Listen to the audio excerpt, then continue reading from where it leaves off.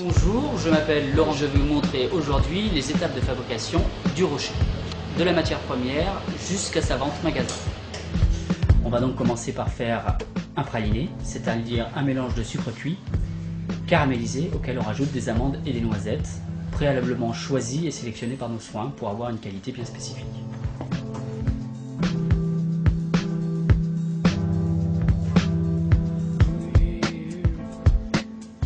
On va donc ajouter nos amandes et nos noisettes à notre sucre caramélisé.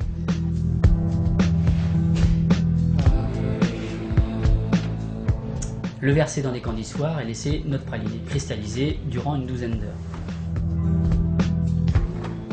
Une fois ce praliné durci, on va le broyer.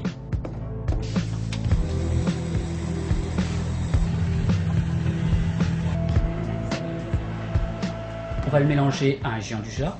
C'est un mélange d'amandes, de noisettes, de sucre glace, auquel on rajoute du chocolat au lait et du beurre de cacao, pour obtenir ce qu'on appelle la base de rocher. Ensuite, cette base de rocher, on va y rajouter du chocolat noir et des éclats d'amandes. Ces éclats d'amandes donneront la particularité du rocher dans sa consistance, avec des petits morceaux d'amandes qui seront à la fois croustillantes et qui vont donner justement ce goût bien spécifique au rocher.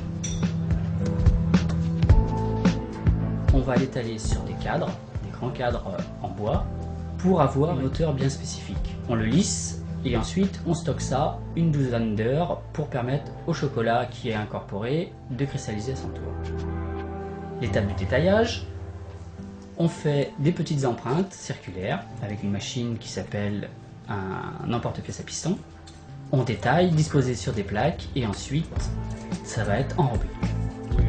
L'étape d'enrobage, un premier enrobage en chocolat au lait sur une enrobeuse, ce qu'on appelle une enrobeuse mécanique. C'est ce qui va nous permettre de mélanger le chocolat et d'avoir une cristallisation parfaite.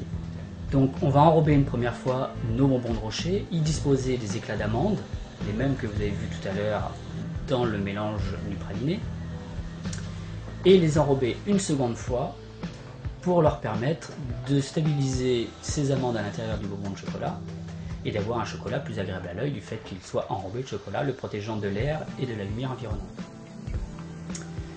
Ça passe ensuite sur le tapis. Ce tapis fait une longueur de 7 mètres, il avance de 1 mètre toutes les minutes, ce qui permet au chocolat de cristalliser. Le chocolat cristallise tout naturellement grâce à son tempérage. Le chocolat est ramassé en bout de tapis, mis sur plateau et envoyé directement au magasin.